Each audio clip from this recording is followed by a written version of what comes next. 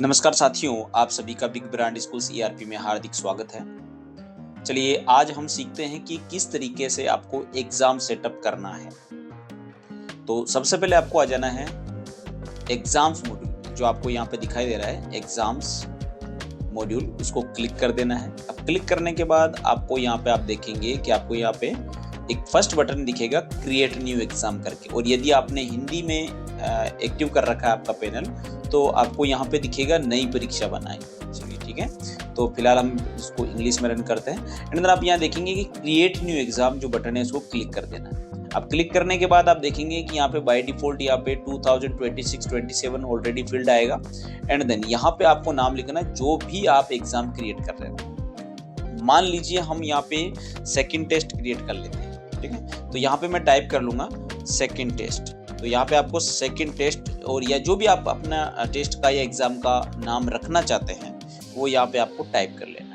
And then अब यहाँ पे ये पूछ रहा है आपसे कि ये जो एग्जाम ले रहे हो, आप जो टेस्ट ले रहे हो, इसका स्टार्टिंग डेट क्या है और एंड कब होने वाला है ये। तो दोनों डेट हमारे को यहाँ पे फिल करनी है। तो यहाँ पे ये कैलेंडर का जो आइकन है इसको क्लिक करके, लाइक अगर मैं यहाँ पे मान लीजिए कि 17 कर लेता हूँ, ठीक है।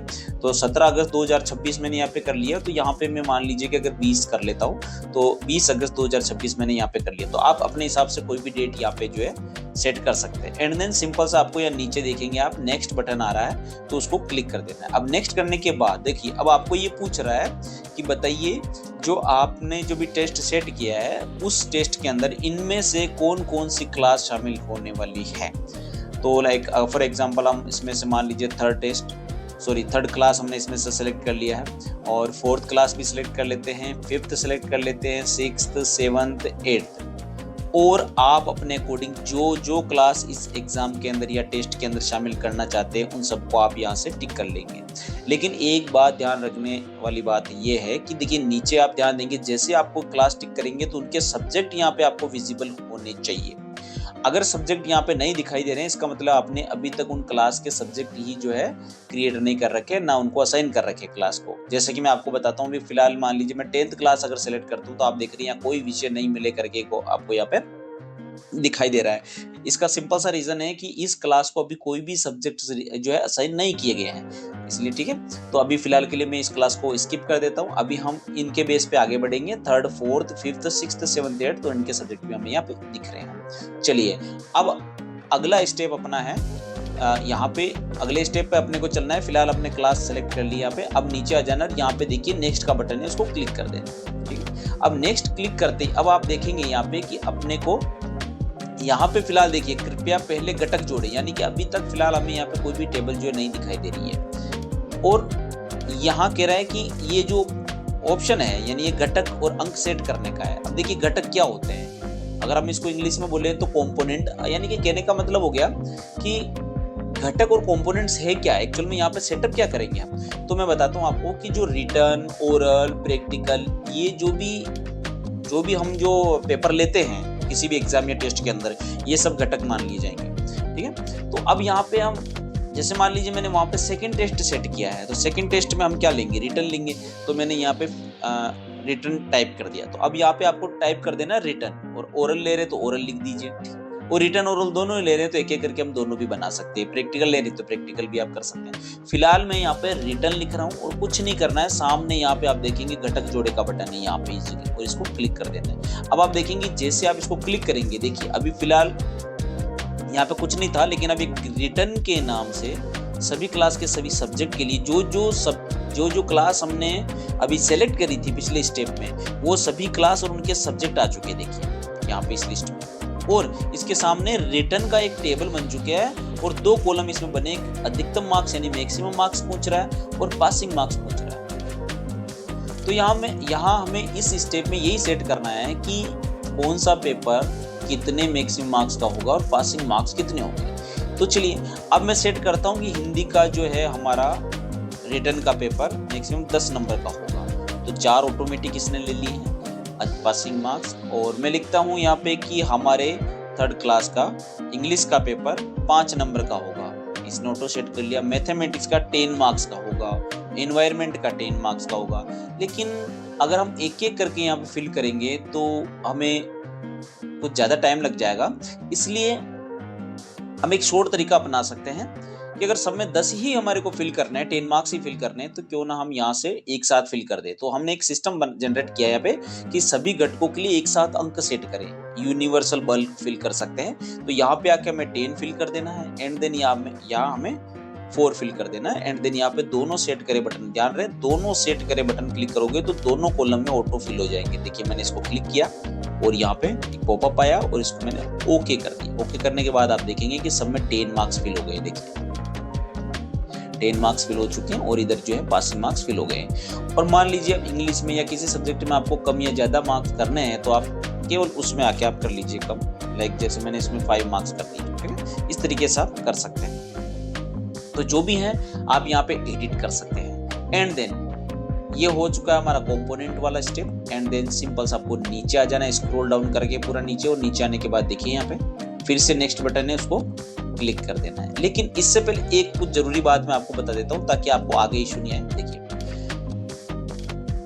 यहाँ पे ध्यान देने वाली ये बात है सबसे बड़ी कि अगर किसी भी सब्जेक्ट का कोई मैक्सिमम मार्क्स अगर खाली रह गया यहाँ पे तो ध्यान रखना वो सब्जेक्ट उस क्लास के लिए आगे भेजा ही नहीं जाएगा, यानी वो admit card, time table, result कहीं पे भी शामिल नहीं किया जाएगा। यहाँ से इस स्टेप से आगे जाएगा ही नहीं। इसलिए सभी सब्जेक्ट के मैक्सिमम मार्क्स एक बार फिर से आप चेक कर लें और उसके बाद ही नेक्स्ट बटन क्लिक करें, ठीक है।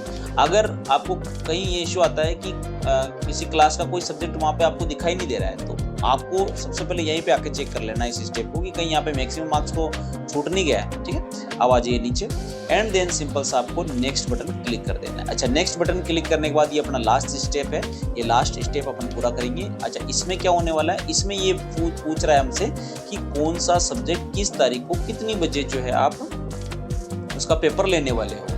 तो अब देखिए एक एक करके अपन डेट फिल करेंगे, फिर टाइम फिल करेंगे, तो उसमें भी हमें काफ़ी टाइम लगेगा। तो लेकिन एक शॉर्ट वे अपन यूज़ कर सकते हैं, यहाँ पे आके अपन एक डेट कोई सी भी फिल कर लेते हैं, लाइक 19 कर लेते हैं, 19 अगस्त 2026 एंड देन यहाँ पे अपन कोई भी टाइम सेट कर लेते हैं, लाइक मैंने 10:30 कर लिया यहाँ पे, ये लीजिए 10:30 मैंने यहाँ पे कर लिया एंड देन देखिए मैं दोनों सेट करे बटन क्लिक करूंगा तो आप देखेंगे कि इसमें सब में डेट ऑटो फिल हो चुकी है। लेकिन अब आप सोच रहे होंगे कि यहाँ पे डेट तो सब में सेम आ रही है, लेकिन यही देखिए, लेकिन अब आपको सिर्फ डे चेंज करना रहेगा यहाँ पे, ठीक है। आपको पूरी डेट सेट करने की जरूरत नहीं पड़ेगी।